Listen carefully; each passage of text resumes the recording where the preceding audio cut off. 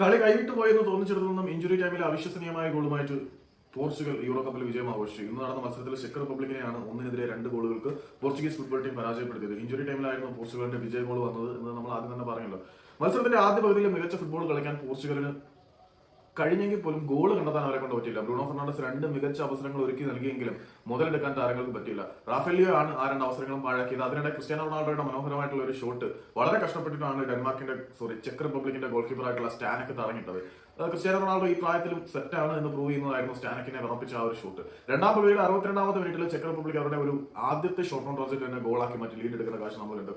Luka പ്രൊവോഡാണ് check റിപ്പബ്ലിക്കിന് വേണ്ടിയിട്ട് ആ ഒരു ഗോൾ നേടിയത്.